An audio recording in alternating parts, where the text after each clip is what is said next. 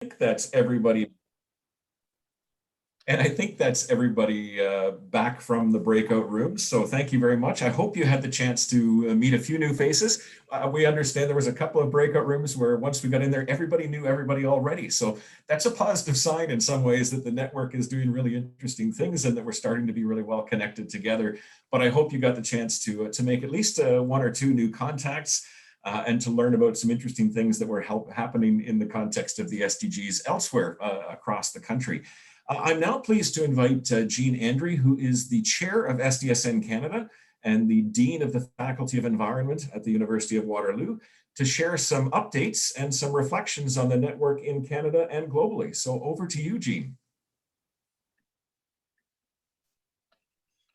I'm going to share my screen. It's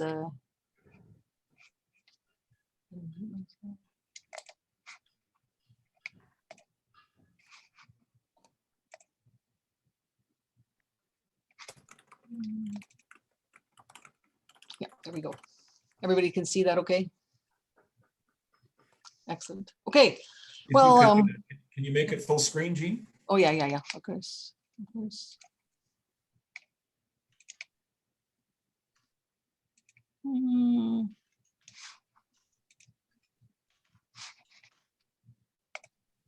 Doesn't seem to like the slideshow button that I hit. I'll just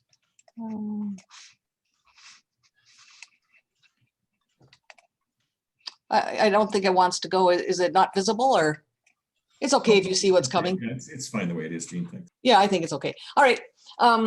Hello, everybody, and thank you for joining us. I have about 10 or 15 minutes worth of comments I just want to share.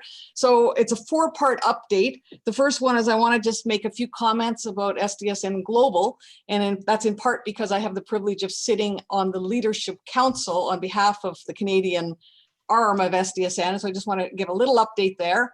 I want to comment a little bit about the Canadian context, noting a recent federal report. I want to talk a little bit about the SDGs and the post-secondary sector in Canada. Many of you, of course, already know some of this. And then I want to look at SDSN Canada more specifically. So, so beginning with SDSN, the global network. So it's such a fascinating thing to be part of an organization that has like 1,500 universities, colleges, and other think tank kinds of organizations. It's truly amazing and it's inspiring. As you can imagine, we've been meeting remotely for some time, although we had the privilege of having some meetings in both Europe and New York in previous times. I'm sure that SDSN Global would represent itself in its own way, but these are the highlights to me in terms of what the SDSN Global Network is good at doing. They've been fantastic at doing advocacy and activism with state governments, especially with the United Nations, but also with some other institutions like the Vatican. And of course, we were formed as SDSN Global in 2012, even before the 2030 agenda was adopted. And we were formed under the auspices of the United Nations. And so this connection continues to be strong. And I would say, as members of SDSN, this is something that makes our network globally something that's a bit distinct. There's the SDG Academy, which has got an incredible set of resources. I think there's something like 38 courses. These are really, really impressive courses. And as members, you have free access to use them. There are also blogs and there are all kinds of other materials. And so I'd encourage you to make sure you're aware of what's being produced and also think about how you can use it. There's been research going on in the network, and I call it pathways research because most of it is about how we get to where we want to be in 2030 and achieving the goals. And so I mentioned the food, agriculture, and biodiversity and land use group because we've got folks, I think, at UBC and other places that are involved. Sustainable Cities, which is being organized at the University of Pennsylvania, but has got members from across the world. That's a really active pathways group. There's climate and energy, and there's happiness, and there are many others. But again, it's worth noting the kind of work that's going on. Lots of youth programming. That's an entire arm of SDSN Global, and of course we mimic that in the Canadian chapter. And then monitoring and progress on the SDGs. And that sort of brings us to the report that was released just 2 days ago. Many of you would have probably seen it, but it's the Sustainable Development Report of 2021. And I just sort of will mention two things from this report. The first is the strong conclusion that I mimic here, which is that the COVID-19 pandemic is a setback for sustainable development everywhere. And we know this, it's a sobering thing though, and that the magnitude of the challenges and the magnitude of the finances and partnerships needed to address them have actually gotten worse during the pandemic. And so it's just really a call in this decade of action to be more committed than ever. The other thing I want to point out about this report is that it does do a profile on all of the different countries. And so Canada has been scored, and our report card for 2021 is that we have a score of 79.2, and we scored 21st in the collection of countries. Last year we scored 20th with slightly lower scores, interesting. But it isn't so much the actual score and the ranking that matters. It's really whether you're making progress, and it's how you're doing on the different SDGs. And so what I've done is I've reproduced the 4 categories that they use, and they color code. And you can see the green is that the SDG is achieved, and with the underscore is on target to be achieved by 2030. And the only one for Canada that achieved that status according to this assessment is quality education. You can see the challenges remain in a number of others, although there are some positive signs. For example, those that are underscored. And so, number 1, we're making progress on poverty, for example. You can see 8 and 9, which deal with work and economic development, and also the 3 I's, that's infrastructure, industry, and innovation, progress on that as a country. And then number 11, cities. But you'll also see that there are lots of others that they score Canada as having significant challenge remaining or major challenges remaining. And the only one that they give an underscore on, I think, for progress is number 3. And you'll see that the 4 that they highlight as being particularly problematic, and again, we know this, but it's responsible consumption and production, climate action, life on land, and partnership for the goals. And I think as SDSN Canada, what we need to think about as we build a strategy for the network for the future is whether we should continue to work in our own ways, coordinating and cooperating as we can, or whether we should think about tackling one of the SDGs where we're in deficit position as a country and trying to do something in a more coordinated way. The other report I want to bring your attention to is with respect to the Canadian situation. So in February of this year, there was a recent report put out by the SDG unit of the federal government, which is part of Employment and Social Development Canada. Of course, they've been very busy because that federal ministry was very much involved in providing the safety net to Canadians during COVID. So it's been, I think, a really challenging year for them. But they have produced their recent report. They've got an implementation plan for the SDGs. They've produced some fact sheets, which I've indicated here, and I will share my slides with you afterwards as well. And they've identified 30 actions, and some of them are quite relevant, I think, to SDSN Canada. And so I'm just going to mention some of those that I think are most interesting for us. So they say that things we need to do are to share best practices and identify opportunities for collaboration and localizing. And we've already heard that, there's localizing going on in municipalities and so forth, but they're calling for that. You can see a call for support and partnership with Indigenous initiatives and peoples. You can see support research that identify gaps in Canada's efforts to meet the SDGs or to improve understanding there. And that again goes back to whether we want a consolidated approach. A focus on data disaggregation and looking at underrepresented and marginalized groups in the context of the SDGs, and then collaboration, innovation, and partnerships and so forth. So this is in the Canadian call. It really is something for all of us, I guess, to be attentive to. With respect to localization of the SDGs, I just want to say that localization does continue to gain traction. The city of Kelowna is the first in Canada to create a voluntary local review tracking progress on the SDGs. And there's lots more localization work happening. And some of it I know is happening in partnership with the SDSN chapter or the local university or college in that particular community. The third theme is then to look at the SDGs in the post-secondary sector in Canada. And I just want to say that it's actually impressive and yet still not enough to see what's happening in the post-secondary sector, because universities, colleges, and other organizations that are affiliated with us are making commitments at an accelerating rate. We see it with broad-based organizations like Universities Canada, with academic institutions and professional associations. But also, if you look at the institutional strategic plans, you'll see endorsement of and commitment to a whole range of initiatives and campaigns. And I think this is just a sign of how the SDG are increasingly mainstreamed on our campuses. More and more of us are reporting, and of course the ASHE STARS system is something that many of us were engaged with before SDSN really became mobilized in Canada. And so that's, I think, a fantastic thing. With respect to ASHE, I just want to do a call out and congratulate Calgary. They were recognized for one of the awards this year, and it's great to see Canadian organizations there. Or we can see the Times Higher Education Impact Rankings. This is something that many of us are partnering on. There's more than 1,100 institutions submitted their materials this year for assessment, and I was proud that 15 Canadian organizations were in the top 100. And this is a shout out to Queens, who was our top placed one from Canada with an overall ranking of number 5, which is impressive.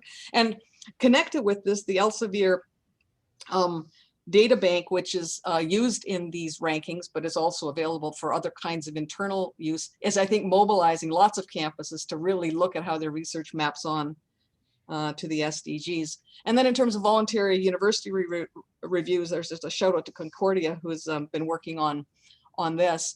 With respect to our membership, I just want to say welcome to all of you, especially to the new members. We now have reached 50 members, 29 university, 77 colleges, and then 14 other institutes, centers, and organizations. And we're just delighted that so many of you would join together with us to try to figure out how to achieve the SDGs in our country and on our campuses. So the last 4 slides are just a few minutes to look at the SDSN Canada update. So just sort of a quick word about how SDSN works. SDSN is a global network with headquarters in New York, Paris, and Kuala Lumpur. All of the regional or national chapters are asked to have a secretariat that's located at an institution of some kind, and SDSN Canada's secretariat is located at the University of Waterloo. And to date, we've been doing our best to listen to what it is that you as members would like us to do. And so here's a highlight of 4 things we've been responsive on. But at the end of the meeting, we'll have a bit more time maybe to talk about where we go next.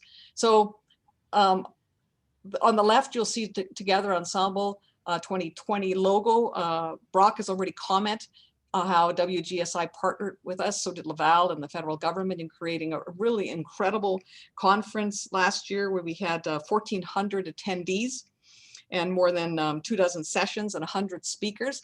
The good news is that we have verbal commitment from the SDG unit in Ottawa that they would sponsor another event for us, which will probably be held in the early winter of 2022.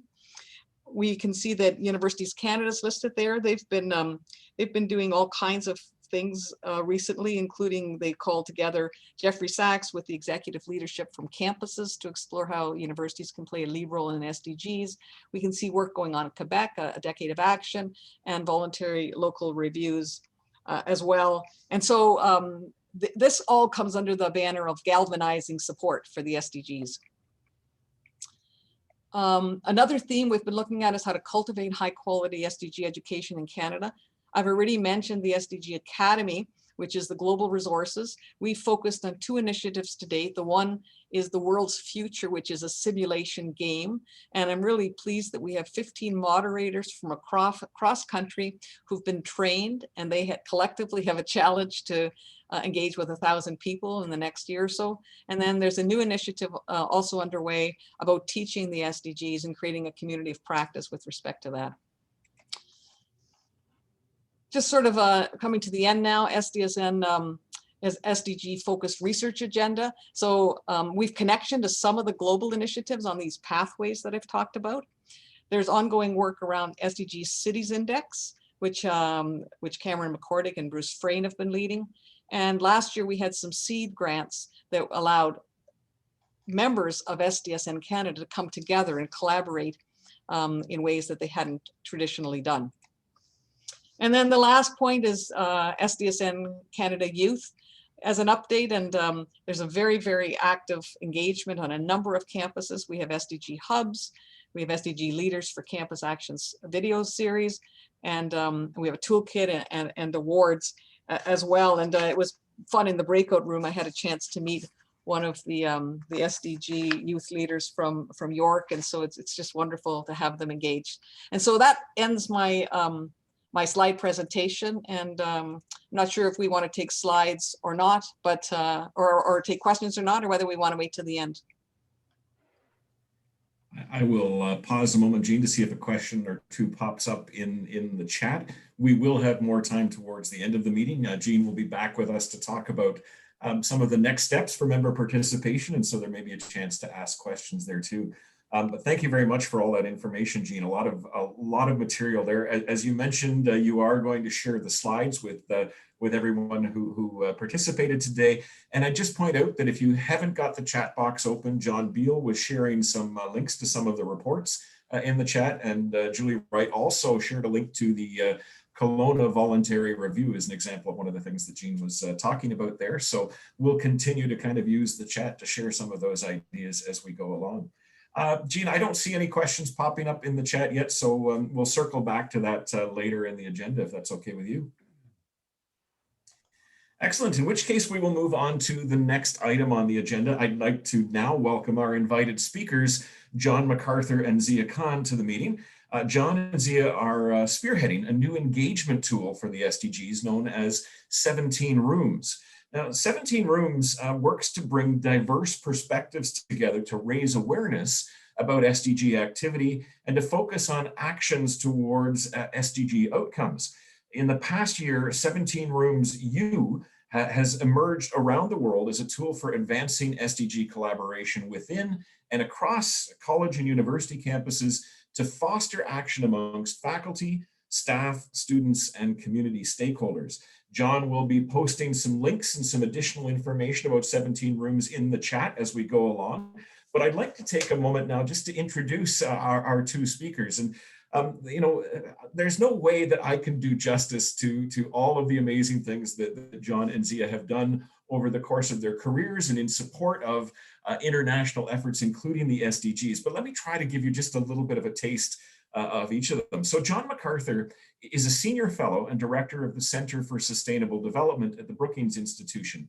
He also holds posts as a senior advisor to the United Nations Foundation, as a board governor for the International Development Research Center, as a member of the UNICEF Advisory Group, and as a member of the Policy Horizons Canada's Deputy Ministers Steering Committee. Prior to joining the Brookings Institution, John led work on the UN Millennium Project and helped to launch global MDG policy efforts, coordinating an international network of nearly 300 experts who provided technical advice to governments in low-income countries. John has been a senior fellow with the Hong Kong-based Fung Global Institute, a faculty member at Columbia's School of International and Public Affairs, and a policy director at Columbia University's Earth Institute. He has recently co-edited books including Leave No One Behind, Time for Specifics on the Sustainable Development Goals, and From Summits to Solutions, Innovations in Implementing the Sustainable Development Goals.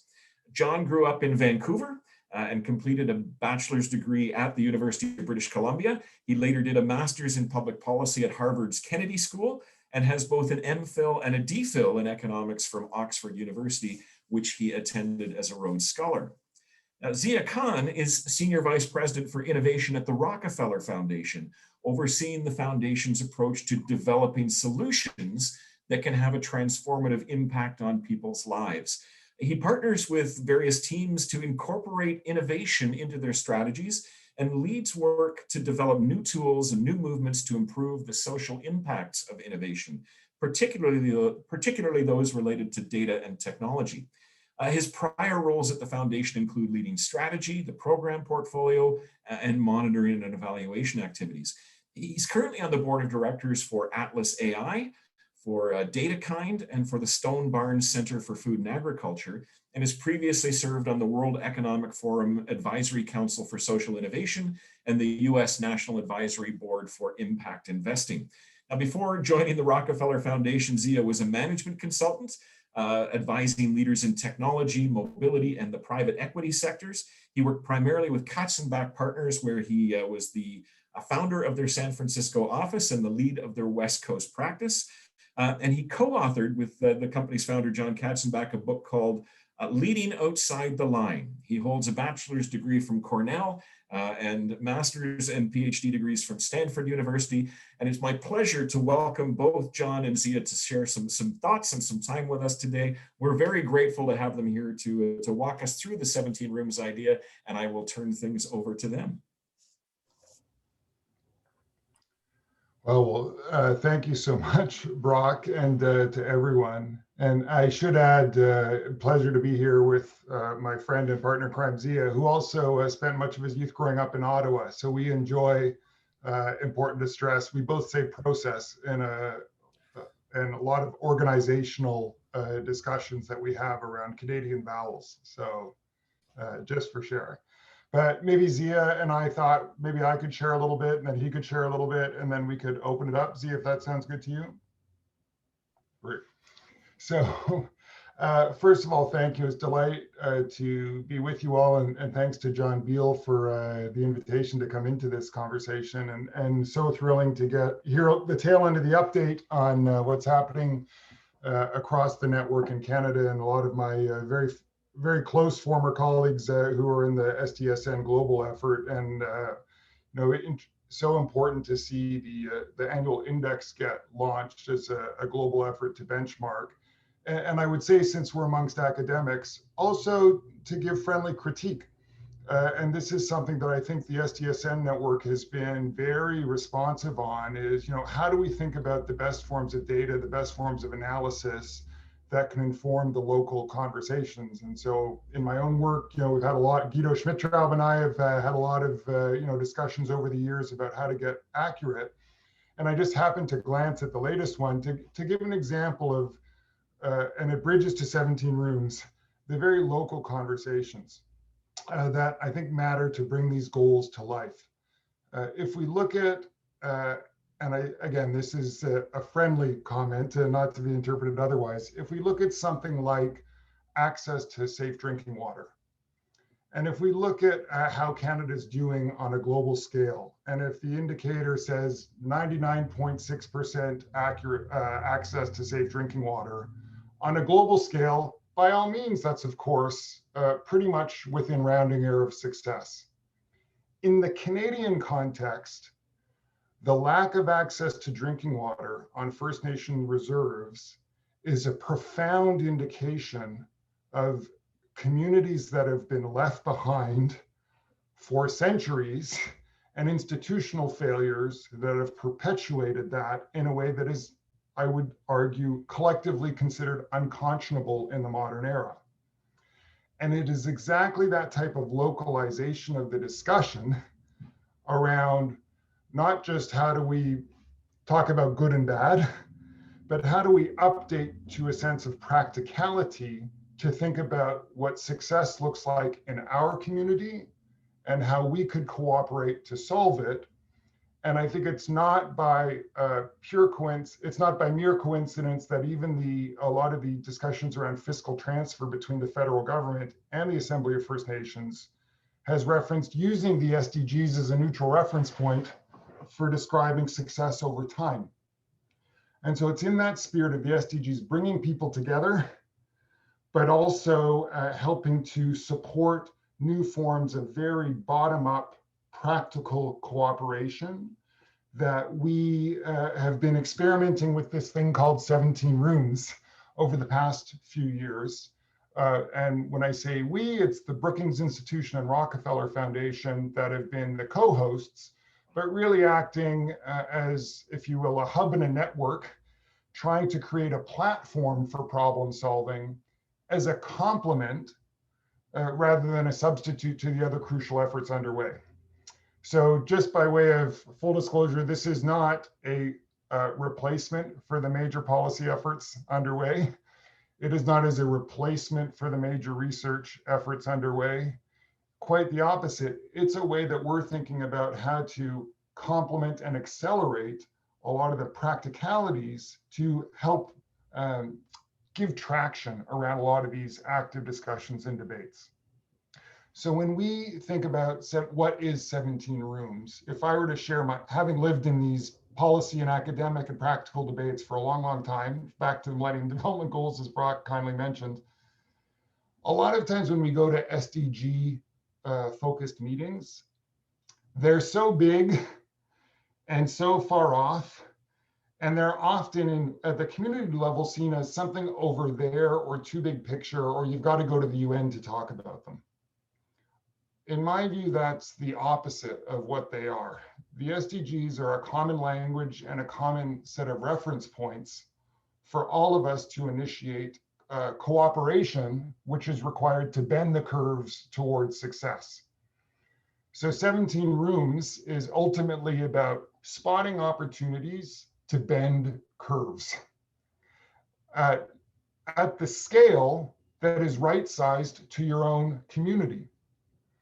And we have a few design principles that we've identified in experimenting with that core concept, where we brought people together on a question, a very simple question of what are things you could do together over the next 12 to 18 months to make a difference on your SDG, or more specifically, on some aspect of your SDG.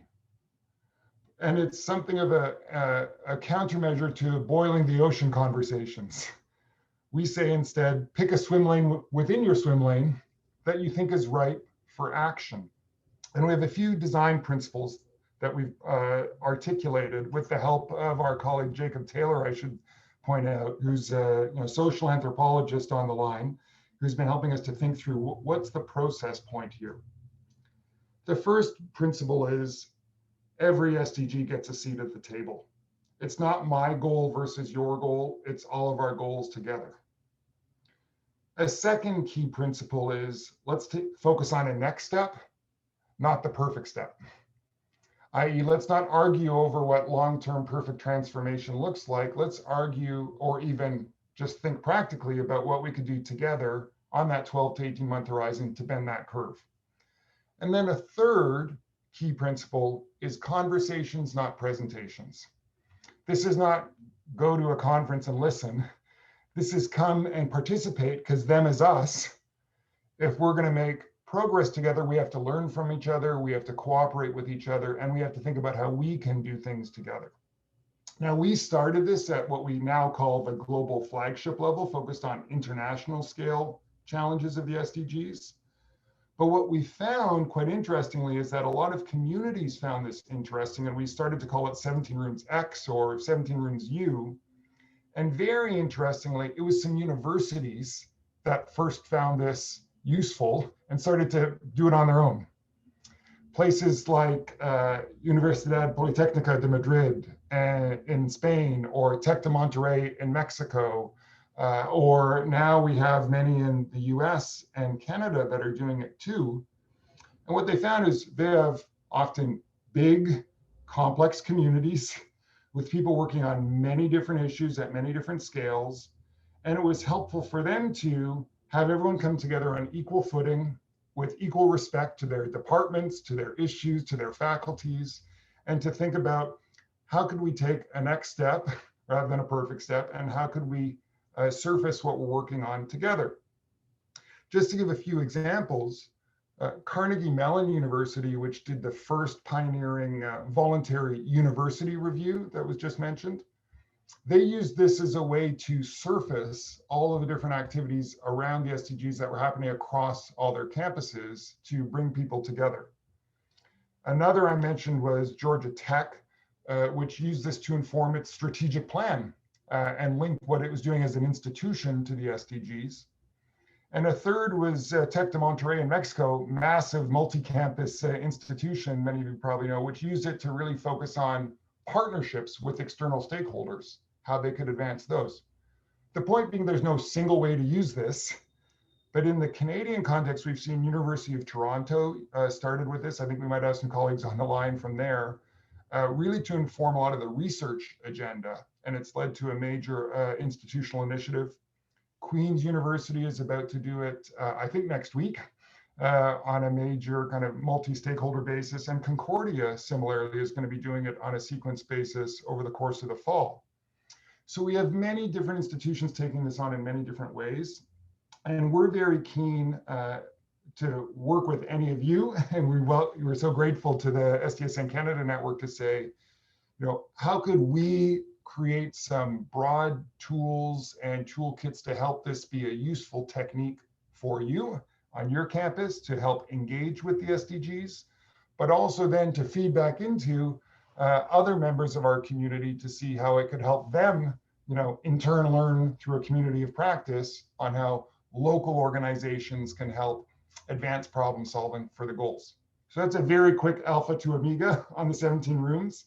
But the person who can really put it in context is Zia, who's, again, my partner in crime at every step of this. So Zia, over to you. Thank you, John. And that was such a great overview of 17 rooms. I really don't have too much to add, but what I thought I could share with the group is my perspective, having been at the Rockefeller Foundation, which has been around for 100 years and has launched these big kind of movements. I think there's a big part of the SDGs, which is they feel overwhelming. When you look at the indicators, when you look at what they're trying to get done, they just feel so big and overwhelming. But over the 100 years, when I look back on the foundation's history, there are some big things that were accomplished in terms of launching public health and 100 years ago, and launching the Green Revolution 60 years ago, and even impact investing, helping catalyze that movement 10 years ago. And there's a few sort of like lessons I draw out from that connect to 17 rooms. So one lesson was just focusing and prioritizing the next step. How do we get to the next step and make sure that next step is big enough to matter, but small enough to get done? So no one showed up 100 years ago thinking about what's the next step on public health. They were thinking about, we need to eliminate hookworm in the rural South. Or with the Green Revolution, which transformed agriculture and had some unintended consequences, what they were focused on as a next step was improving wheat varieties in Mexico. And in impact investing, really the first practical thing they were trying to tackle was, what are we going to call this thing that we all seem to be doing? So just the incredible benefit of finding that small next step, and that can feel counterintuitive because it feels like, how are we going to get to, this big movement or this big change? But, focusing and prioritizing and finding that right step that's ready for a tipping point that can really aggregate resources. And 17 rooms is really designed to kind of help find that focal point and drive that practical action. The second lesson from all of the big changes when I go through our records and history is it's always a collaborative effort, and it's always people coming together from across sectors, from across disciplines to tackle these challenges. And so much of what you were describing, as I caught on the tail end here, seemed to exemplify and resonate with that. And 17 rooms is designed to also create those relationships, not just as a means to getting to the next step, but as value in themselves. Because not only are those relationships in that community going to be helpful for that next step, they're going to be what you draw on when that next step needs to become a second step or a third step or a pivot needs to happen. So there's a lot about the 17 room process that's also designed to create those connections, all the way from tactics of how to really make the most out of, a few short meetings where we bring world-class people together, to how do they stay engaged after and remain connected beyond. And the last thing I'll mention is, for these long journeys on these big problems, there's always constant adaptation and innovation in the process itself. And that's why I really commend John and the team at Brookings, is that they've always been adapting and learning the process of 17 rooms. And that's partly why we're so excited to work with different communities and implementing and testing 17 rooms, because we learn from them. And the more sort of instances of implementation that happen, the more we learn, the more we can share best practice, et cetera. So I wanted to share a few reflections on 17 rooms from the perspective that I'm lucky to have from the Rockefeller Foundation, our very detailed archive centers, and how so many of the key ingredients of having big, massive change, I think, are built into 17 rooms to help us tackle what's a very exciting but can feel an overwhelming challenge of advancing on the Sustainable Development Goals.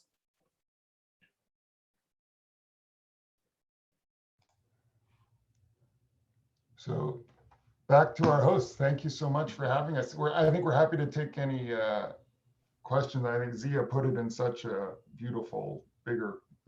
I think that's the first time I've heard you put it in those frames, Zia. It's amazing to put it in that broader sweep of the foundation's history. And so, again, thank you for having us. We're happy to, engage on anything that's of use now. We know everyone's time is scarce, but also our colleague Jacob Taylor is on the line, and Jacob, as mentioned, is coordinating this community of practice and is having a lot of follow-up conversations and with different members that are trying to develop forms of toolkit that are most useful.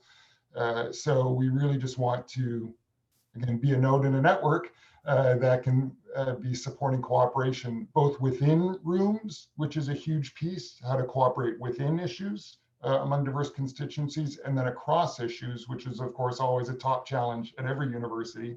And so, very keen to just be a resource to all of you moving forward.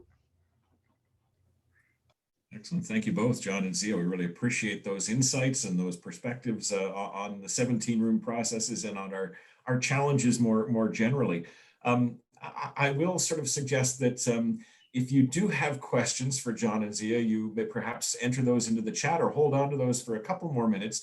We're going to move on to the next portion of the agenda, but then we have some time dedicated to dive a little bit more fully into this set of questions. And we thought one of the things that would help us kind of internalize some of the ideas that John and Zia were talking about would be to take a look at what this has meant in practice for somebody who has used the 17 Rooms tool. So with that, I'd like to invite Elizabeth Rees-Johnston, who is the Executive Director of Continuing Education and Professional Learning at OISE at the University of Toronto, to share the U of T experience running and organizing 17 Rooms. And after Elizabeth has spoken, as I say, we will open up the floor to take some questions. So please post those in the chat or raise a hand so that we can recognize you at the appropriate time. But in the meantime, let me turn things over to Elizabeth. Thank you so much, Brock. And it's great to hear from John and Zia. And I'm like sitting here like a bobblehead, just nodding in continual agreement, because I think some of the context is really important in terms of where and how the process and the mechanism of 17 Rooms is being utilized. And one could consider as an all-terrain vehicle that can be used in a whole host of different ways. And so I thought it would be helpful to share, and as I've been asked to share, what has been a bit about the U of T experience and what was the start point and why the mechanism of 17 Rooms, what actually happened and where is it continuing. And I think as all of our institutions, we recognize that our colleagues are engaged in the work of sustainability. For some, it has been their life's work. For others, they have yet to perhaps be introduced to it, but we recognize that there is activities happening across our campuses.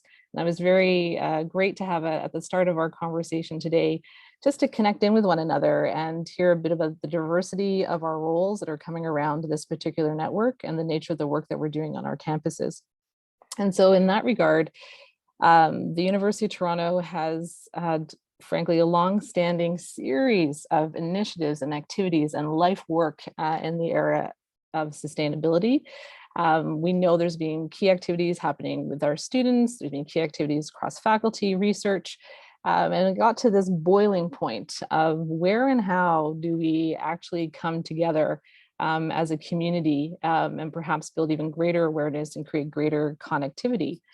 And that came about in part because our colleague, our wonderful VP International, Joe Wong, who many of you may know, had an experience of the 17 Rooms in a face-to-face context. And it had such an impact that he brought it back to the university to say, I've had this experience.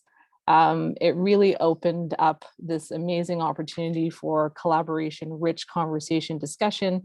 And I think speaking to that, a little bit of that relentless incrementalism where we tap in and how can we continue on that conversation. And I think that's an important point from a Brookings standpoint to understand that something had started and this network were captivated by the experience to take it forward. So there's something in that energy that I think is really key. And so in it comes as, hey, there's been this experience.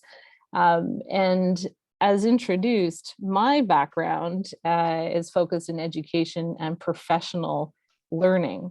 And I'm very interested in mechanisms for professional learning inside education constructs, and particularly what does it look like in post-secondary and higher education.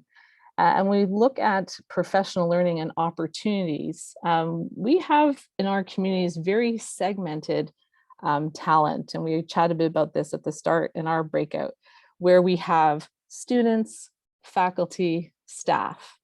And although there's this crossover, we actually don't come together for professional learning and professional development. And that's something that's always raised some curiosity.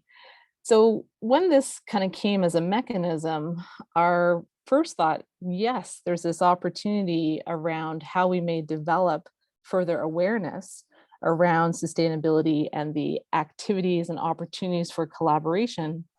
But there was also this awareness to, could we understand this better as a professional learning, professional development orientation, and where and how this could have some impact, maybe even beyond this event and what that could be. So I think that's just an important consideration. And while our audience very much was focused as our faculty and our researchers, we needed to take a step to realize that that audience is highly diverse, in that we most certainly, again, had colleagues who are very well versed and their life work in this area, but also had colleagues who asked the question, what's an SDG? Should I even be participating in this? What background reading or pre-course should I do? And so we needed to have this space. And I think fundamentally in the spirit of professional learning and development and the community orientation, we need to invite all and come as you are. And where and how do we anchor so that colleagues can feel that they can contribute and participate? I think one of the beauties of the orchestration of 17 rooms and the process of it, and just even the nature of our framework, there's something in the aspiration and the future focus kind of orientation where we can suspend some of the criticism and the critical inquiries sometimes that we bring to a problem solving, but come from more of an appreciative inquiry approach. And I think that's something that's embedded inside the process of our 17 rooms orientation.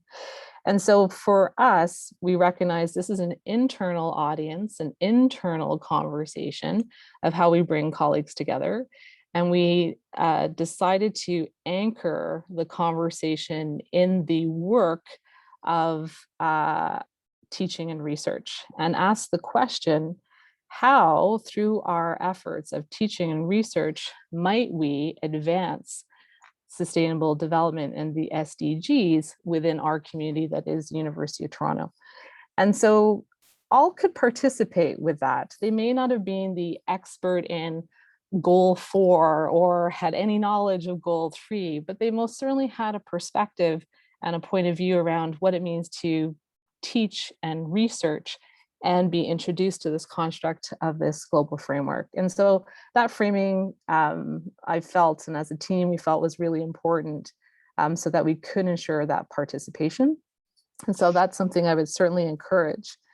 And I think as well, what I've shared with colleagues is that the team that comes together, it's always in the backswing, right? It's always in the consideration around the why we gather and what are we going to prepare so that when the event happens, it's kind of like 90%, is it the perspiration, somewhere in there, whatever that split is. And the team that came together was also highly diverse in terms of our expertise and experience. So we had the representation and the leadership, obviously, from our research team and the centrality of our university there. Naturally, we were engaging in bringing our researchers and our faculty. We had the deep expertise and orientation from our international team and that office, who have this very diverse and global orientation and perspective. And that was also something we wanted to have key understanding, because there is some perspective amongst colleagues that the SDGs are something that happens globally, not necessarily locally. So that was another element that we wanted to figure out, how do we navigate that? And then we engaged also from the perspective of our graduate students and having that representation and voice in the design table.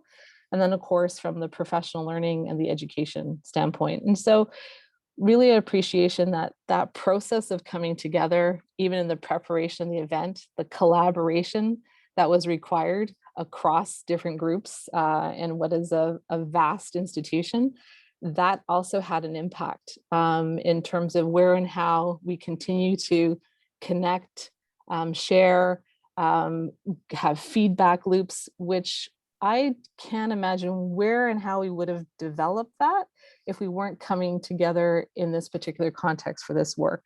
And so I think there's an opportunity to think about the team that comes around the table to help in the facilitation and development to lead and implement a 17 rooms is also a great opportunity, and had an impact for our kind of internal mechanisms and feedback loops and collaboration. In the delivery itself, our challenge was we had originally pre-pandemic had this on our radar as a face-to-face session. And you can imagine we had all the works to think about the space and the tables and the flip charts and all those kinds of things that we would have. But naturally, with pandemic and the move to online. And so one of the big questions had always been, is this even achievable in an online environment, what that might even look like? And so, yes, it is achievable. And we're very fortunate to have colleagues from Brookings join us, being part of it, to see some of that iteration. But again, having some experience in a broader professional learning landscape to see where and how these things can be achieved and transfer over, we were able to do that. And naturally, had to think about some of the technology, what it looks like for participation. One of the key areas that I know I wanted to see happen, that oftentimes when a learning event and colleagues are engaged in a learning event, they love to see evidence of learning happening. And that can be a really tricky thing to try and demonstrate. And oftentimes there's the beauty of seeing, you know, the Post-its and flip charts filled with writing is some sense of an evidence and momentum building that something has been achieved. And so one of our early ideas and challenges was, how can we possibly replicate that? And how do we build that into the design so that folks can see in an online environment some of that iteration and output? We tend to be kind of activities oriented in our context. So we solve for that with some technologies and some whiteboarding, and that did have an impact in terms of the design and the enthusiasm that was gained from the session. But we were also able to share post-session some of that visual data that those who weren't able to participate had a sense of, wow, there was an awful lot of output, and these are just examples of some of the ideas and conversation. And so it was evidence to the enthusiasm, commitment, effort, energy to where can we go next. And I think it was an important aspect so that our colleagues in our research offices, in our international offices, could share that more broadly as well post-event. There was no shortage of participation activity from Post-its generated, you know, almost 1,000 ideas we could say were generated. And since then, we know that through that event, faculty connected with faculty in a whole host of different ways. There's been collaborations that may have not connected for development of different courses.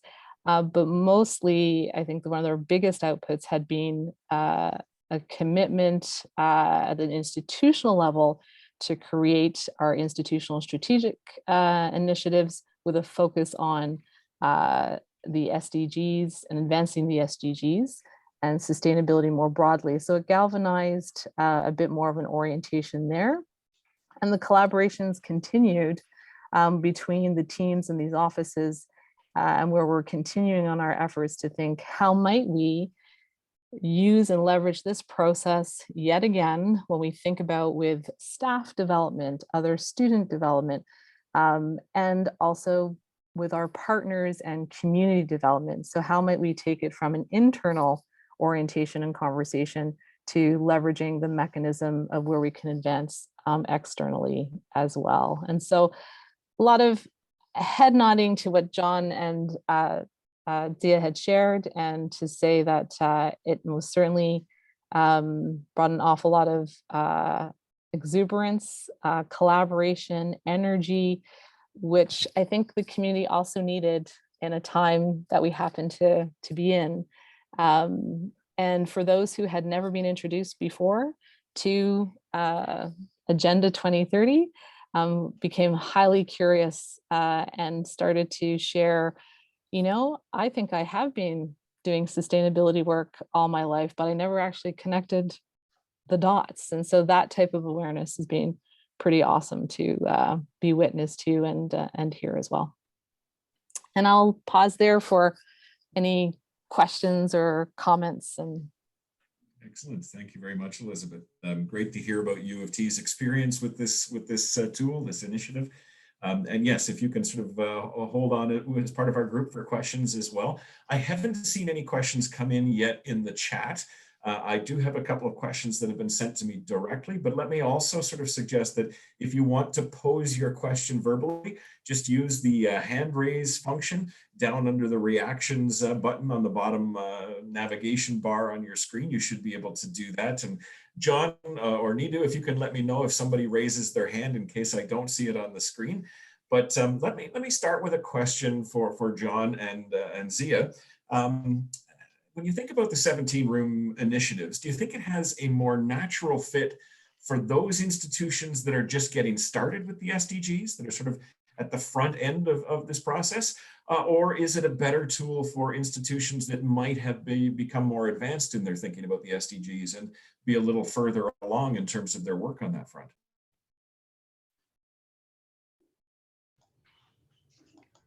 I can't see my friend Zia right now, so I'm trying to make eye contact. I don't know if is he still here? He might have had to drop off. All right, so I'll take it. I think the answer is all the above.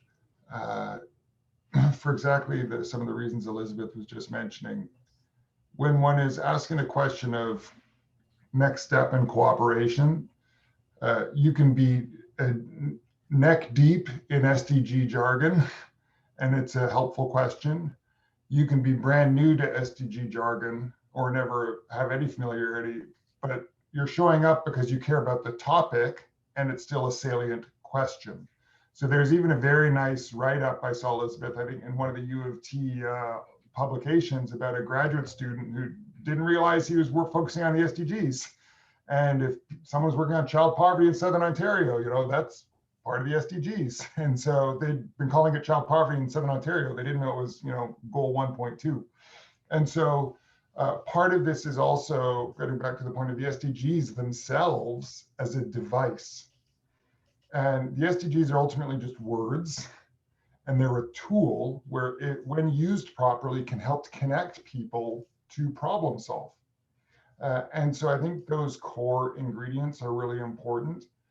And I even say that because many of you have heard me say this before, but you know, I think the SDGs are often discussed in a backwards way, or in a way that is backwards. The SDGs are often discussed as the UN came up with these goals, therefore everyone should care about them. In my view, that's backwards. The way the goals should be understood is these are 17 things with 169 things underneath them, all of which the world told the UN not to forget about. And on each of your campuses, I'm sure there's someone who cares about each of those goals. I'm sure there are many people who care about each of those goals. And I'm sure there are many people who probably care about each of those targets and even indicators, because there's some specialized discussion on each of them. And so what the 17 rooms provides, and this is one of the aha moments for me. When people talk about goals, it's often seen as over there. Because a goal is by definition aspirational, it's a little bit almost like a spatial reference. A room is about people getting together in a place, and we'd all do that every day. That everydayness of getting people together in rooms is, of course, what will help achieve goals. But it just makes it so much more approachable, even if one feels that SDG is jargon that's not for me. And so that, I think, is part of the powerful device upon device of the rooms. And one of the things we've been thinking about is how to codify even different types of 17 rooms. And Jacob's been helping us really think this through quite carefully around what's the flash version. If you just have a few hours to throw everyone together and you have to set expectations accordingly, that's kind of a surfacing exercise. Whereas if you're doing it for a strategic plan, you're going to need to have a much more curated, deep dive version that might think through certain sets of things over iterative conversations. That's a little more what Georgia Tech did. They did a more fleshed out, kind of mimicking the global flagship, which is a little highly curated, deep dive effort. There's the open door where a city might do this. They want to have everyone come, and everyone who cares about climate, come to this place. Now, it could be a big room. That's different from a very curated, like, let's have our people who are we think are the cross section of key stakeholders who are the relevant links in the chain of getting to a new consensus on what we're going to do about climate. These are all, if you will, degrees of freedom within a broader set of practical concepts that we're trying to flesh out to make it almost like a drop-down menu for you. As you might go into this and think about, if I have this type of problem, I need that type of process. But that is exactly what we hope to experiment with different entities to see, what would be useful to you? And then how can we maybe capture that and codify that in a way that would also be part of a menu for others? Thank you, John. One of the questions that got sent to me directly was relating to how 17 rooms can help to overcome communications or public engagement sorts of barriers. And this mirrors a question that's just come up in the chat from Saeed Valadbegi, who also wondered about how we improve our opportunities to communicate around the SDGs using sort of the media and sort of overcoming some of those communications barriers. So can you reflect on some of what you've seen from other institutions or other partners who have used 17 rooms in a way that's shown us some ideas on how to do that?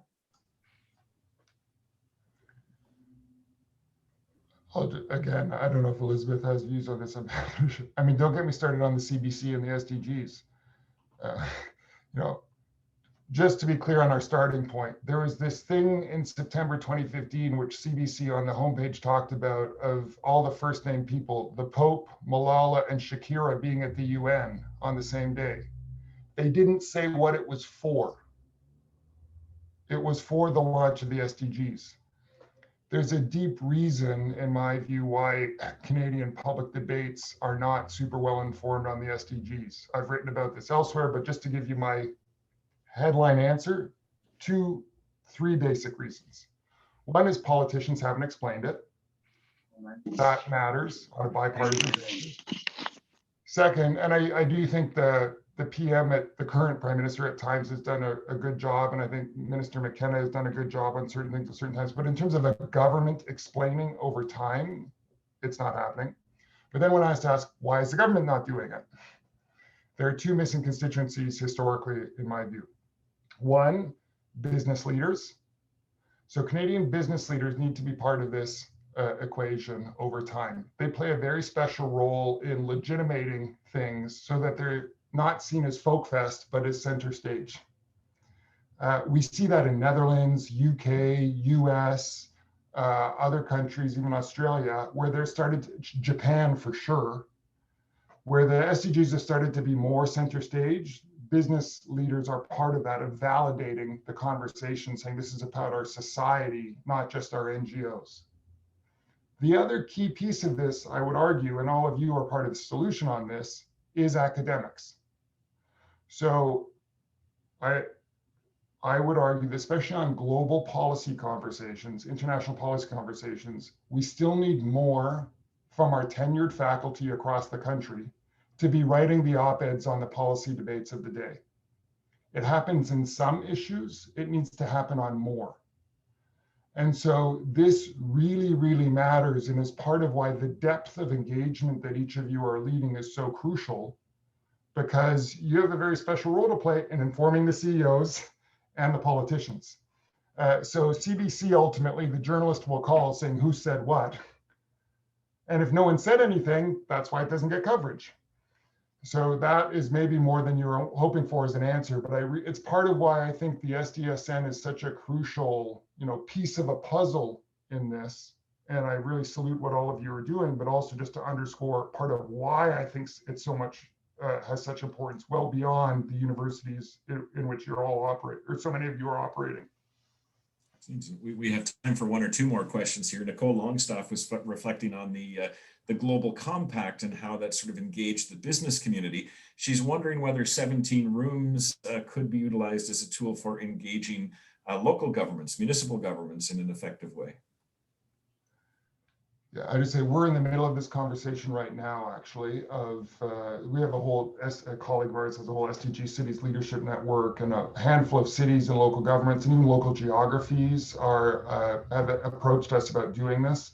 It's an interesting design question, because if you're a big city, you have a lot of departments in the public sector and a lot of constituencies. If you're a smaller city, you might have a pretty lean local government.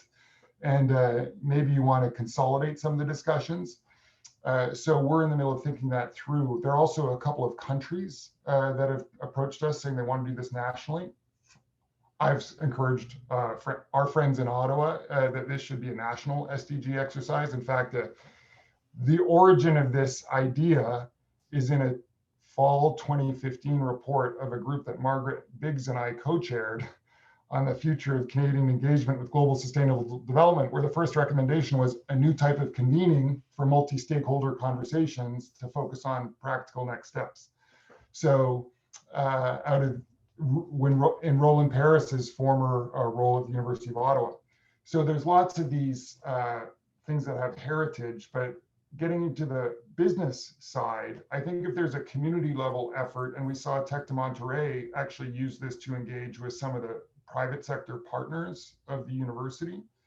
But I think if there's a community level thing, one could think about very naturally within each room, who are the leaders in the local food industry, who are the leaders in the, the local food scientists, who are the leaders in the local food civil society, NGO, who might be, community leaders themselves. So I'm very encouraging in principle, thinking about multi-stakeholder groups within each room, but that is something to match the purpose of the exercise. And so one of the things we've also seen is it's so important up front to figure out, what's the goal of this? Is it to surface? Is it to learn? Is it to, do research? Is it to strategic plan? Is it to get a policy change? What is it? And if you have some clarity on those first principles, that can help guide the decision-making on what's the right mix of people to bring together in a room. If I can, yeah, sure. Sorry, I just wanted to add into a couple of comments there, because I think the other piece here is also to where we're able to navigate within our organizations. And I think there's this element of the kind of organizational development and organizational learning. And so in the question around even media and how that comes into the fold, and John's absolutely right? I mean, the media will call and say, who can you give me to speak on X? And so you're scrambling to see who, and then they may use it, they may not, and it's closed. Inside, if I think the opportunity, if this being leveraged for internal orientation, think about where and how is the advancement office included? Where and how is your marketing and comms office representative included? Where and how are your government relations colleagues included? Because they're from a professional engagement orientation and the teaming as an institution to come together, these are critical colleagues to have. And where and how they're thinking about and listening actively on where and how our teaching and research work can advance the goals. We need the whole community of our institutions to be engaged on that. And I think that's one of the things that we've been having very active conversations, and where I'll just allude to, it's not enough to say staff, student, faculty. There are layers inside that segmentation, and where and how we cross over and start to engage the whole community. And then how the greater the orientation is, imagine how that your government relations, your advancement, your marketing, your comms colleagues can enable and also facilitate creating those conditions. So I think there's opportunity inside how we organize inside our entities on that too. Excellent, thank you. And I want to say thank you to you, Elizabeth, for your contributions and for the response there. Thank you to John and to Zia for sharing the information that you have on the 17 rooms. I think just based on the chat discussion, this has obviously been of great interest to people. I'd point out that Jacob Taylor from Brookings just added some additional resources into the chat bar there as well. So I think this is a discussion to be continued, but I really appreciate the time that each of the three of you has taken today to share your experiences and your ideas with us. So thank you very much. We're now going to move on to what I've been told is a lightning round. This is an opportunity to spotlight different SDG initiatives that are happening across the SDSN network in Canada. We have 5 speakers lined up. Each of the 5 will speak for 3 minutes to give a snapshot of some of their local SDG activities. And we recognize that there are many other members of the network who could have done the same thing today. But we wanted to sort of share at least a first taste of some of the things that are happening across the network, and maybe a precursor to many other discussions that we'll be able to have in the future, showcasing the work that SDSN members are doing. So without further ado, I'd like to invite the first of these lightning round speakers to present, and that is Judy Varga-Toth, who is the Manager of Impact Partnerships at Colleges and Institutes Canada. Judy?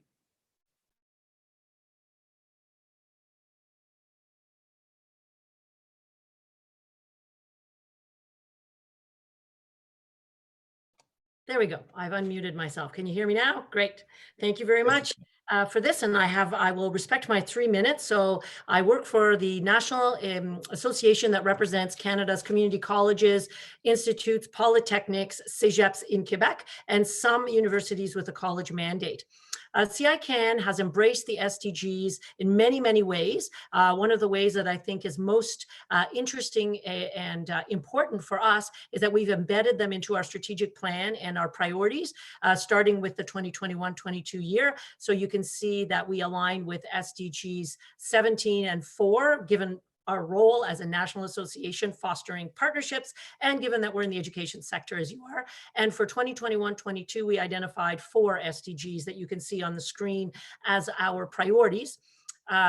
We also work closely with the federal government, and we were chosen to be the spotlight on their website for education and the SDGs because of the work we've been doing over the last couple of years. Apologies for speaking quickly. I only have 3 minutes, I promise, John. We have 3 very interesting collaborations that relate to the SDGs. We are the North American Center for UNESCO UNIVOC. UNIVOC is the sub-agency of the United Nations focused on technical and vocational education and training, in other words, the college sector. And through UNESCO UNIVOC and our center, we were actually part of the team that negotiated the SDGs in the lead up to 2015. We also have a student advisory committee, and we're delighted that Nidu, who is your SDSN youth coordinator, is a member of our committee, as was Beth Eden last year. And Nidu also takes over this month as co-chair of this advisory committee. So we're delighted to have that close synergy with SDSN Canada. And we also chair, along with Australia, Chile, and Kenya, we chair the Global SDG Affinity Group, which is an affinity group of the World Federation of Colleges and Polytechnics. Our next meeting, and is open to all of you, is June 21st at 8 p.m. And you can go on the World Federation of Colleges and Polytechnics website to find the link to register. We'll be having a speaker from Japan on the 21st.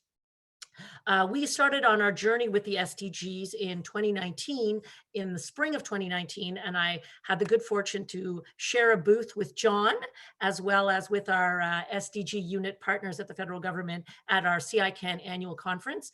And we've been very grateful to John and SDSN Canada for the support they gave us to do the work that we do. And these are some of the things that we developed over the last year and a half.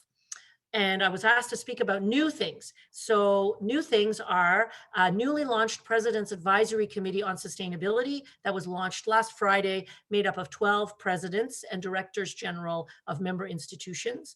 We're also launching a 5-year project funded by the federal government called Massive Impact, focused on GHG reductions. And we also published a paper on our sector's role in leading the way to a net zero carbon economy. So these are essentially our commitments under SDG 13, which you saw was one of our priorities for this upcoming year. So we've really got the ball rolling on that.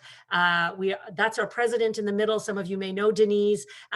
She is a huge SDG champion, and CICAN did sign the Global SDG Accord in October last year, September, during Global Goals Week, and we have actively been encouraging our members to sign this global accord.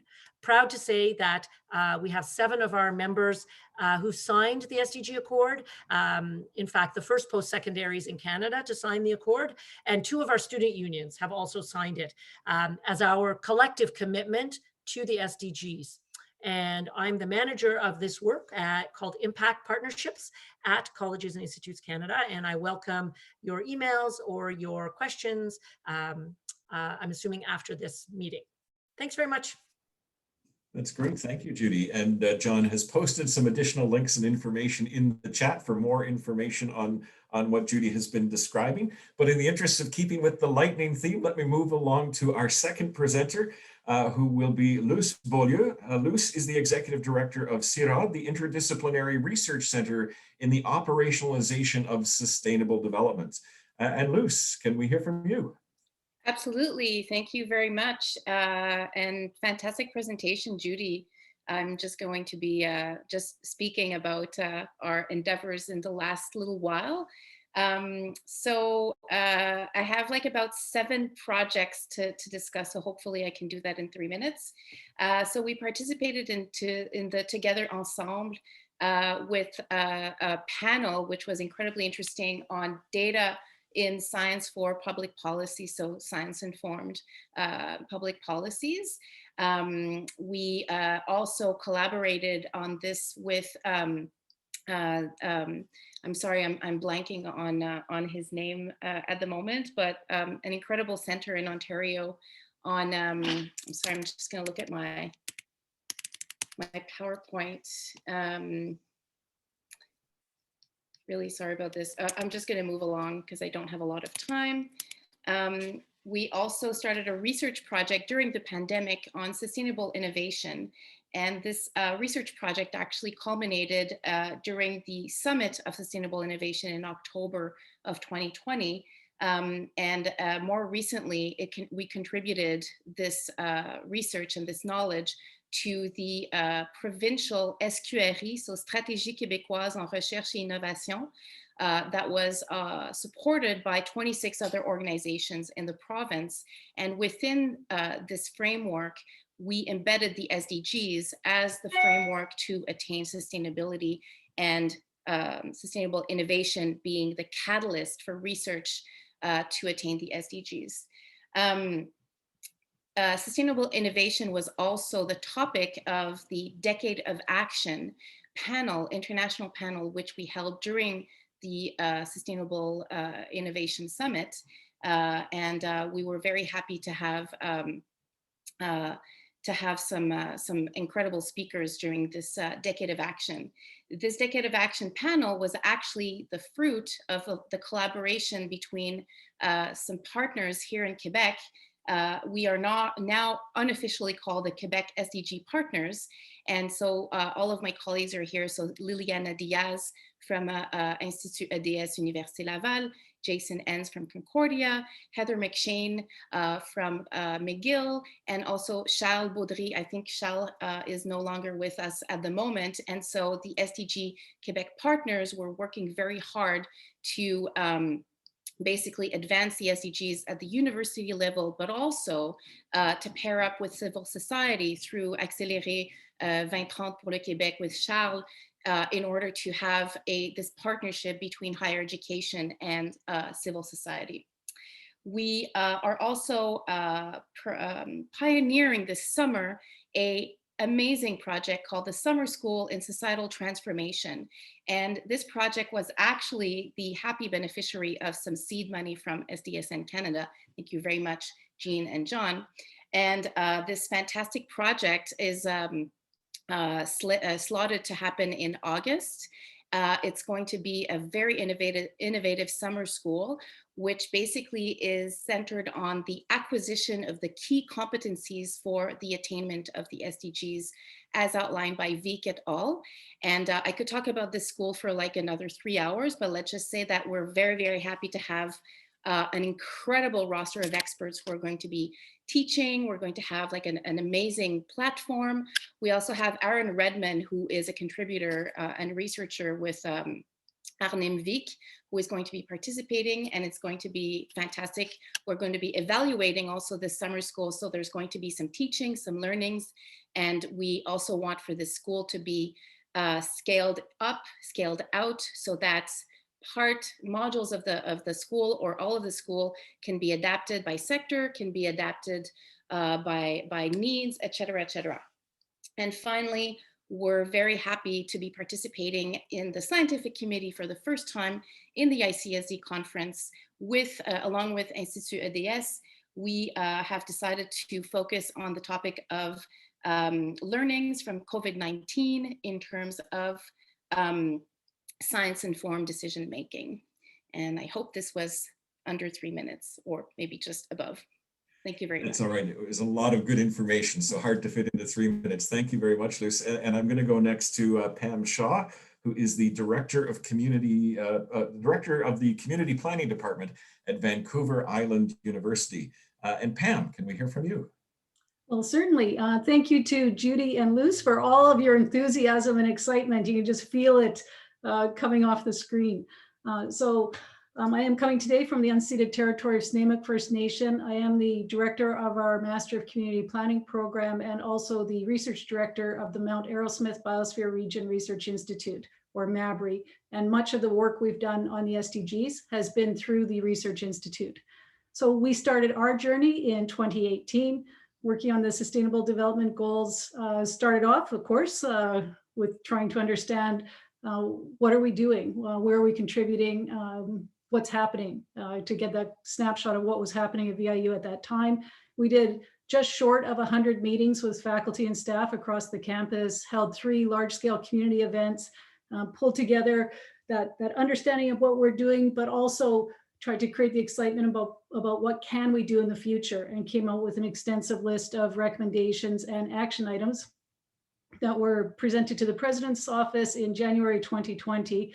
And I will say things went a little quiet for us because we're short on funding, but then we're very lucky at the beginning of 2021 to receive funding from the federal government on the Sustainable Development Goals funding.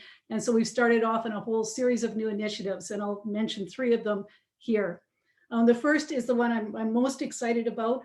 We're pulling together a large-scale symposium of planners from across Vancouver Island. So whether you're working in municipalities, large to small, or in First Nation communities on the island, we'll be contacting you to see if you're interested in coming out to a one-day symposium on how can planners implement the SDGs in official community plans or comprehensive community plans, with the ultimate vision. Wouldn't it be wonderful if all municipalities and nations on Vancouver Island were working together and moving together in this same direction? So we're very excited to go ahead with it. It's been postponed a couple of times. We're waiting hopefully for that chance where 200 people can gather together. So fingers crossed that it can happen later this fall.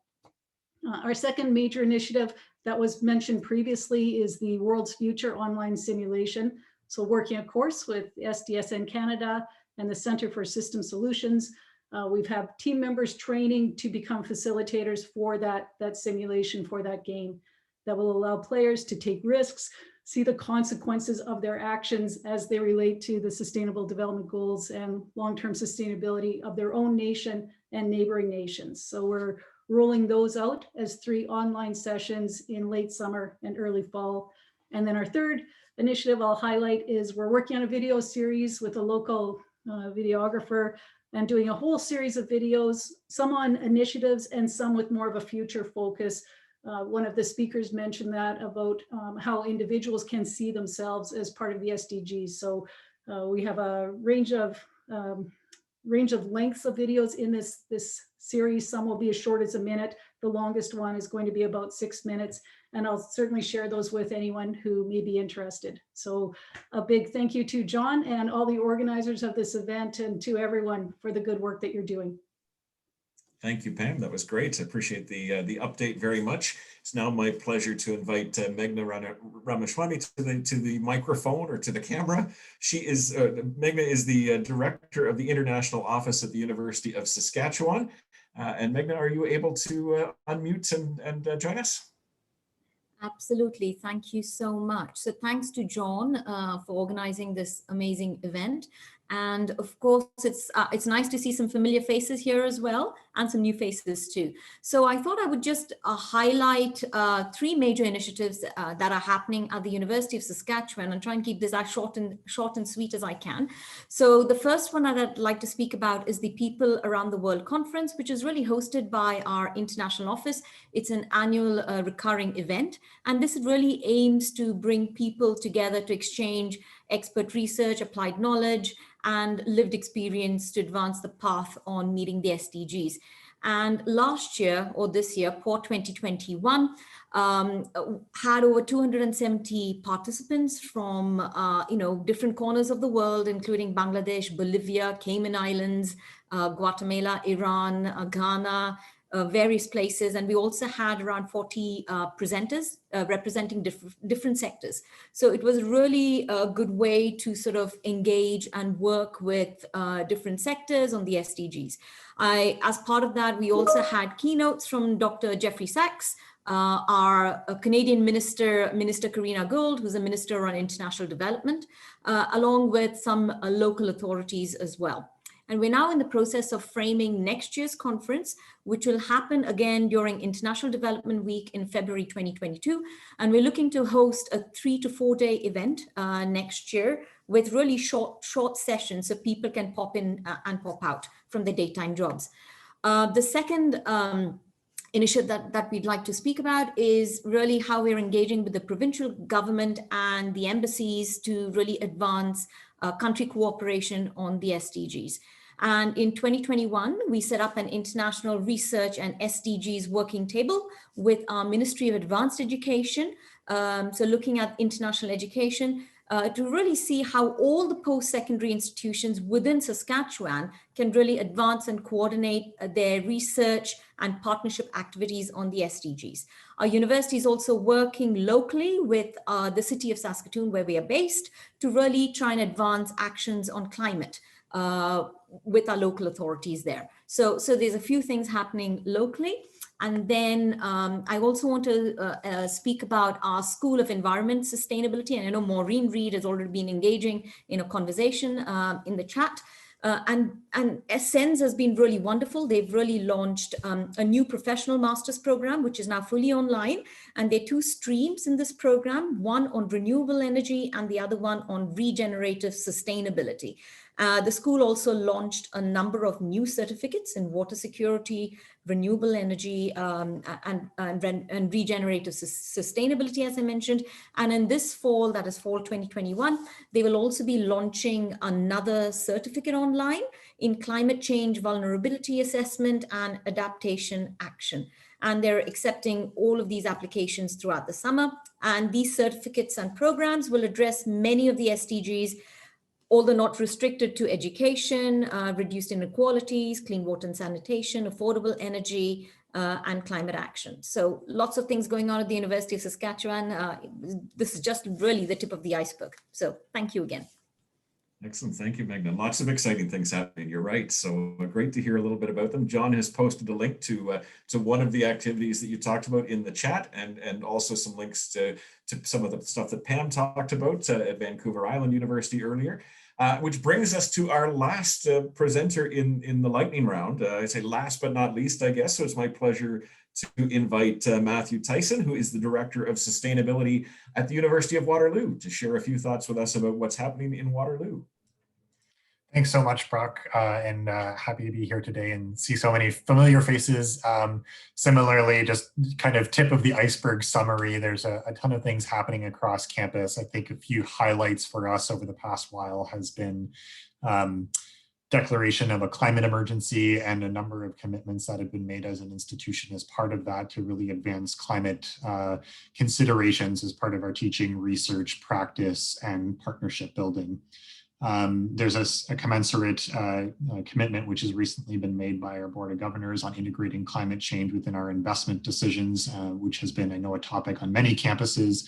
And I think we have some pretty exciting updates that have been pushed forward on reducing the carbon intensity of our portfolio of investments and a number of other considerations.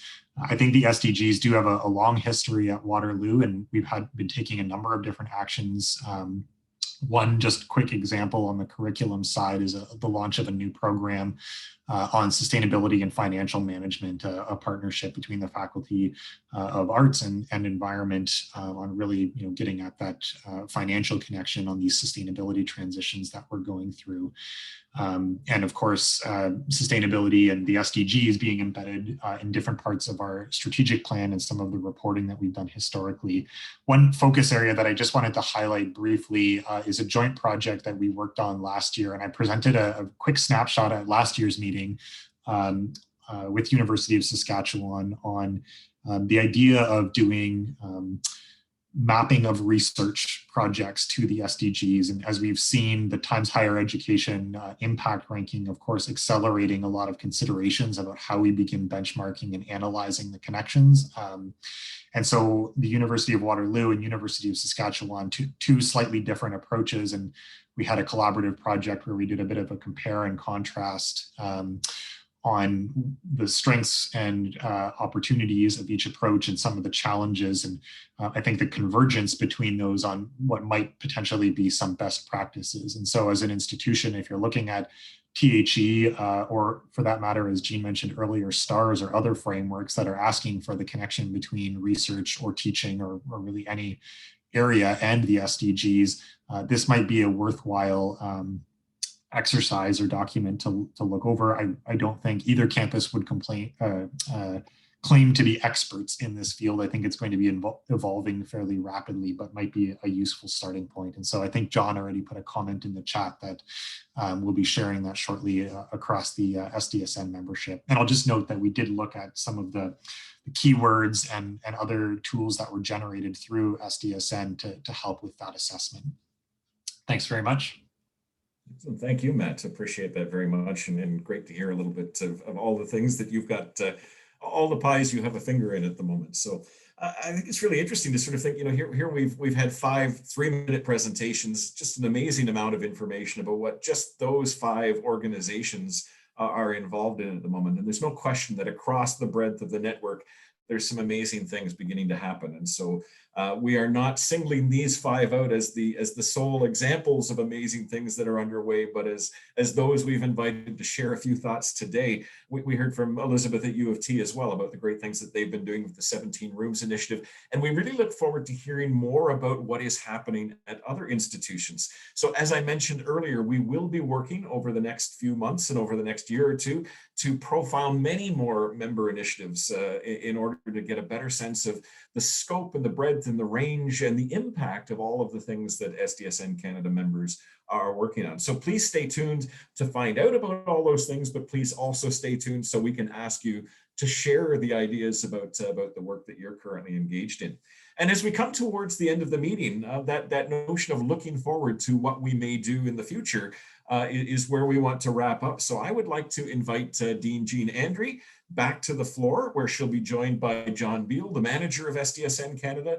And they're going to take a few minutes just to talk about some of the next steps for the network and some of the areas in which we will continue to look for member involvement and member support. So Jean and John. Okay, thank you, Brock. Okay, just a few minutes. I know we're wrapping up.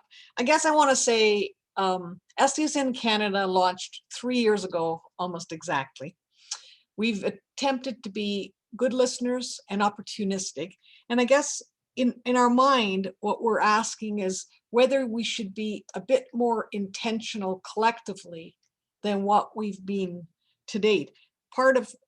Many of the times when I think about it, I would love to have this collective presence, as Brock mentioned. Last year I was interviewed for a media article about SDSN Canada, and they were looking for a composite of what we are all doing, and it appeared to me that we could do more, even in terms of our collective presence. There's the idea of collective effort and collective impact, and so I guess I just would love to have ideas come from the membership about not just what we do as individual entities, but what we could do together more. And I know John's got a few things that are organized he wants to share. Yeah, thanks, Jean, and thanks everyone. I think it's been really nice to just kind of highlight some of the diversity of work happening across the network and across Canada. So we have, kind of following up on what Jean was saying, there's kind of 3 areas we wanted to invite everyone as members to participate in. One is that we're relaunching the SDSN Canada Member Challenge. I just put a link in the chat. I was going to kind of show it again, but I think just in the interest of time, I'll leave that for you to check it on your own. But basically identifying, some tangible ways to have impact on campus or off campus through recognizing different types of members are here. For the SDGs in Canada. And so whether that's around engaging locally with your municipality to create a voluntary local review and kind of start localizing the SDGs there, or whether it's engaging students and organizing events or kind of reporting on the SDGs, just kind of some tangible ways to think about how we can maybe as a distributed network be showing leadership for the SDGs. So that's the first thing. And we want to follow up. We'll follow up, and we'll be kind of profiling, as Brock was saying, on how members have taken up the challenge as well. So we want to create those spotlight opportunities. The second is this launching of the SDG teaching community. I sent an email out recently about that, and we've had great response. But I think we have 50 faculty members across the country who have expressed interest, or 50 names that have been forwarded. So we will follow up shortly with that. It's just a reminder for those, if they haven't seen that or sent a name in yet, just send me if there's any faculty at your institution teaching on the SDGs or interested in kind of incorporating them into their classes to let us know, and we can include them in this community. And this will be a community that's really about sharing resources, thinking about best ways to teach about the SDGs in Canada and kind of different approaches as well. And then the third is around the governance structure of SDSN Canada.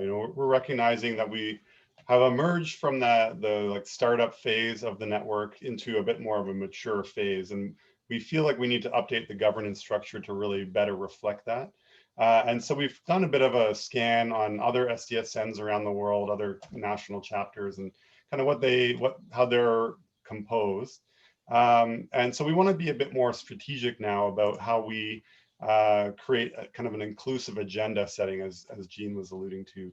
And so if there are those that enjoy, grappling with governance issues and are interested in, contributing towards this conversation, let us know. And we want to include you in that. And it's all really in an effort to make sure that the membership is more engaged in the kind of strategic directions and approaches of the network writ large, and we can speak a bit more as a broader collective than the Secretariat says this, and then these different members are doing their own things, but trying to find ways to kind of create those codified relationships as well. So with that, we'll follow up with all that with an email and with the notes and things from this meeting. I'll throw it back to Jean though for final thoughts before Brock closes out. Okay, thank you, John, and thank you for getting to know our members so well. I know many of you have had lots of conversations with John. I want to just say that, to me, a network, we always have to ask ourselves two questions. What do I want to get out of the network? In other words, what's in it for my organization? And then the other question has to be, and what do I want to give to the network to benefit all of the other members? And so I just ask that you think in those dual ways as we deliberate. And if you're a governance geek and you want to chat more, we'd love to have a few of you in a working group, kind of a round table. Thank you so much. Thank you, John. Thank you, Jean. A great way to sort of wrap up the meeting with that positive look towards what comes next. And I did sort of promise earlier on that there would be an opportunity for questions. We're bumping up against that final timeline, so maybe we won't do that formally, but informally, if you do have questions for John or Jean or others, you can sort of stick around. We'll share those in the chat. But in the interest of time, let me wrap up the formal portion of the meeting. I do want to say thank you to everybody who participated today. We know that you are all busy people. We've heard specifically about how busy some of you are at the moment with SDG related activities. But that we hope that everyone who took part in the meeting, whether you are a presenter or just listening today, that you'll leave the meeting with a sense of new connections, of new ideas, of some inspiration to keep pushing forward on the SDGs. As John and Jean have both mentioned, we will follow up shortly with more details on a number of the items discussed today, as well as with the meeting notes and a link to a recording of the session. Nous espérons que vous quittez cette réunion avec des nouvelles connexions, des nouvelles idées et une inspiration pour continuer à faire avancer les ODD. Bon début d'été et merci à tous pour votre travail incroyable pour faire avancer les ODD au Canada et dans le monde. As a reminder, all faculty and staff at any institution that's a member of the SDSN has access to all of the resources of the SDSN community. So please share the information we've shared today, the resources and the opportunities as widely as you can. Have a great start to your summer, and thank you everybody for your amazing work to advance the SDGs in Canada and around the world. Thank you and good luck.